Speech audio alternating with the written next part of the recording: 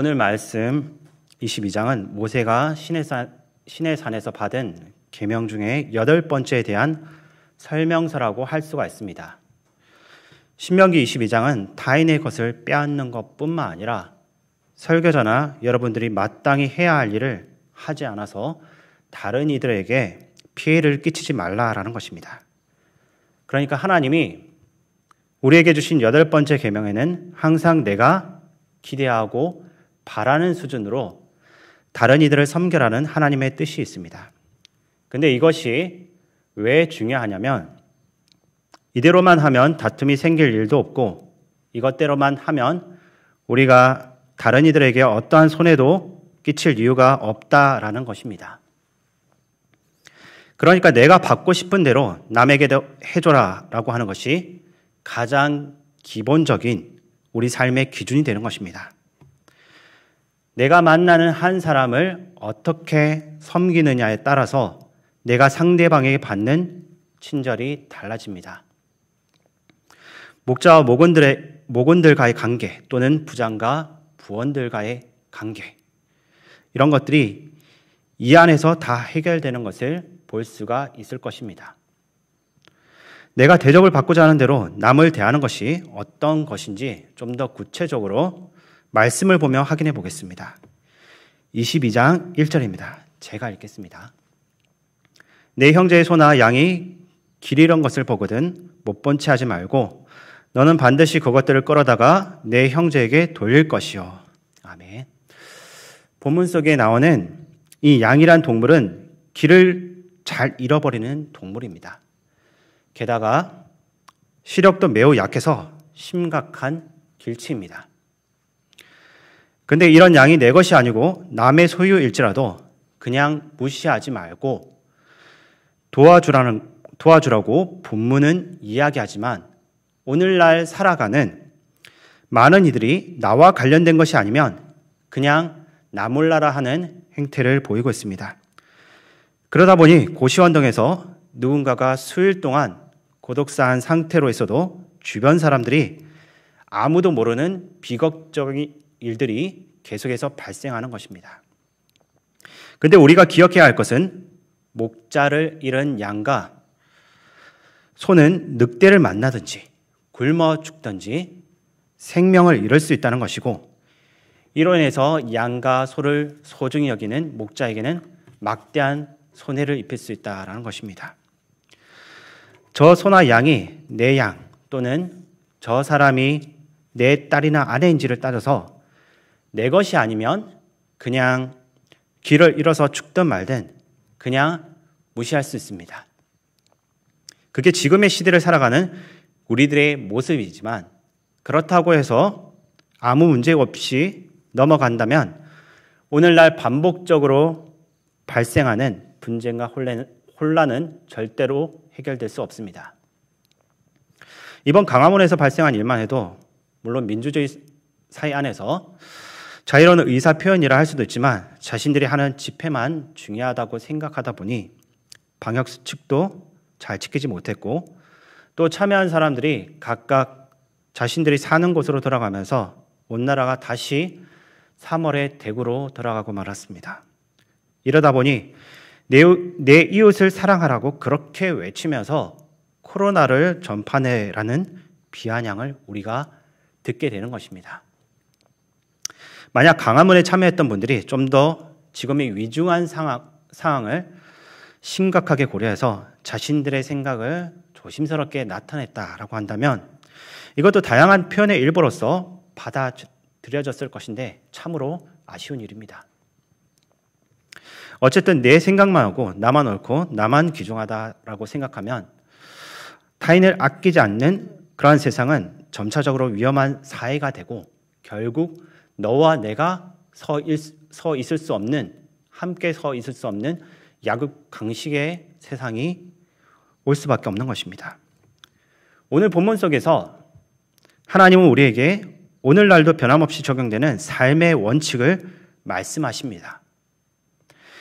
그것은 바로 너의 양이 소중하다면 남의 것도 소중하다라는 것입니다. 내가 남을 귀하게 대하는 이런 분위기가 사회에 형성이 되면 다른 이들도 나를 귀히 여겨 준다라는 것입니다. 내가 남을 귀하게 여기지 않으니까 남도 나를 귀하게 여기지 않습니다. 또한 서로가 다 귀하게 여기지 않으니까 사회가 개인화되고 갑질 문화로 사회가 삭막해지는 것입니다. 이 자리에 있는 여러분들부터 다른 이들을 소중하게 여기면 이런 분위기가 점점 우리 가정과 직장까지 퍼져나가기 시작할 것입니다. 그러니까 마땅히 해줘야 할 것만 할 것이 아니라 조금만 더 해주려는 마음가짐을 통해서 가정과 직장과 사회가 사랑으로 가득 차게 되는 것입니다. 그래서 해야 할 것만 하고 끝내버리는 스타일로 살아가느냐, 아니면 우리를 가자고 하면 심리 이상을 더 따라가는 그 이상의 사랑을 보여줄 것이냐 하는 문제는 굉장히 중요한 것입니다. 그래서 하나님께서 오늘 우리에게 이렇게 또 말씀하십니다. 본문 2절을 보겠습니다. 내 형제가 내게서 멀거나 또는 내가 그를 알지 못하거든 그 짐승을 내 집으로 끌고 와서 내 형제가 찾기까지 내게 두었다가 그에게 돌려줄지니. 이 본문은 잃어버린 동물은 네가 마음대로 가져서도 안 되고 일단 그 동물을 살려야 하니까 집으로 데리고 가서 그것을 안전하게 보호해주고 외부에 알리라는 이야기인 것입니다. 누구네 집소가 우리 집에 와 있다라고 집 밖으로 알리면 잃어버린 임자는 자기 집에 소나 양의 숫자가 안 맞으면 그 집에 찾아와서 이런 양을 찾아갈 수 있게 되는 것입니다. 근데 만약에 동물이 아닌 사람으로 대입해 보면 어떻습니까? 길을 잃고 헤매는 것이 만약 여러분들의 아들이나 딸들이라면 어떻겠습니까? 얼마나 마음이 아프시겠습니까? 근데 지금 그 마음 그대로 하나님은 소와 양에게도 적용을 하고 계신 것입니다. 오늘날 아이를 잊어버리는 부모의 마음처럼 이 당시에는 소와 양을 잃어버린 목자의 마음이 똑같다라는 것입니다. 그 마음을 너희가 헤아려서 그 목자가 그 양을 찾기까지 끝까지 목숨을 다하여 찾는 그 사람의 수고를 너희가 이해하고 인정하고 배려하라라는 것입니다. 우선 오늘 본문을 읽으면서 동시에 시편 23편을 또 묵상했는데 강야에서 목자에게 양이 얼마나 특별한 존재이고 사랑의 대상인지 새롭게 깨닫는 시간이었습니다. 그리고 잃어버린 양 한 마리를 찾기 위해서 99마리를 산에 내버려두고 그 한 마리 이런 양의 생명을 구원하기 위해서 달려가는 그 목자의 마음이 바로 우리 하나님의 마음이라는 사실도 깨달았습니다. 그러니까 그 양과 소를 발견하면 주인에게 꼭 돌려주라라고 하나님은 강조하고 계신 것입니다. 근데 오늘 본문이 여기만 나온 게 아니고 벌써 출애굽기 23장에 오늘 본문 1절에 나온 것과 비슷한 말씀이 나오고 있습니다. 근데 오늘 본문이 출애굽기에서는 좀 다른 의미로 나오고 있는데 출애굽기 23장 4절을 보시면 내가 만일 내 원수의 길 잃은 소나 나귀를 보거든 반드시 그 사람에게로 돌릴지며. 오늘 신명기 22장의 본문과 어떤 점에서 차이가 있습니까? 소나 양은 똑같은데 그 소유자가 주인이 아니라 내 원수라고 나오고 있습니다. 내 원수의 길 잃은 소나 나귀를 보고는 속으로는 기쁨의 축포를 터뜨리며 네가 나한테 겉따위로 하더니 소중한 것을 잃어버리는 거구나. 너가 울든지 말든지 나는 못 본 걸로 하겠다. 이런 것을 하지 말라라는 얘기입니다. 근데 그 원수와 그 미워하는 자가 오늘 신명기 22장 1절에선 내 형제로 바뀝니다. 원수가 형제로 바뀌었는데 또 2절에서 4절까지 봐도 형제라는 단어가 계속해서 나오고 있습니다. 성경에서 반복되는 단어가 나오는 것은 이만큼 중요하니까 지나치지 말라는 것인데 어쨌든 처음 애굽에서 나왔을 때는 모두 노예였지만 이제 이들이 가나안 땅에 들어가게 되면 다 형제가 된다 라는 말입니다. 이제는 원수도 없고 미워하는 사람도 없고 하나님 안에서 참된 자유를 누리는 진짜 자유인, 즉 서로가 미워할 것도 없고 이제부터는 하나님 안에서 새로운 천국 백성이 되는 것입니다. 이제는 공동체 안에 원수도 없어지고 미워하는 자도 없어지는 모두가 형제로 바뀌는 새로운 시대와 새로운 나라가 열린다는 것입니다. 그러니까 이제부터는 너희가 길 잃은 소나 양을 봐도 이게 너의 원수 건지 이런 것을 따질 이유도 없고 다 내 형제이고 그들의 소나 양이니까 너가 거기서 고민할 이유가 없으니 그 재산을 너희 형제가 잘 지키도록 도와주어야지라고 하는 말씀인 것입니다. 그래서 하나님께서 우리에게 말씀하시는 핵심은 어디에 있습니까? 이제 너희는 다 한 공동체이고 한 몸이다. 그리고 너희는 다 내 자녀다.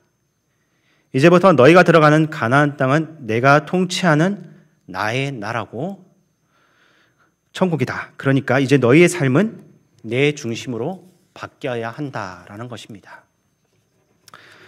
이제 말씀을 마무리하겠습니다. 오늘 우리가 하루를 시작하고 또한 한 주를 시작합니다. 근데 어떤 마음으로 사시겠습니까? 하나님을 아무리 믿는다고 외치고 통성으로 남들 보란 듯이 기도해도 우리가 사람을 대하는 모습이 성경적이지 않다면 그 사람의 삶은 하나님의 마음에서 떨어져 있다라는 것입니다. 그래서 오늘 주님은 저와 여러분들에게 말씀하십니다. 너의 마음을 새롭게 함으로 변화를 받으라. 우리가 신명기 22장 말씀을 마음에 품고 내 주변 사람들을 내가 대우받고자 하는 마음으로 사랑해주고 그들을 도와주고 붙잡아주고 그러면서 동시에 이 세상 가운데서 하나님인지 우상인지 알 수 없는 그 혼합된 더러운 것을 버리고 오직 하나님을 향하여 말씀을 기준으로 살아가라고 오늘 우리 주님은 말씀하십니다. 그 말씀을 따라 걸어갈 때 오늘 하나님의 자녀로서의 하나님이 기뻐하시는 아름다운 사람이 될 줄로 믿습니다. 기도하겠습니다.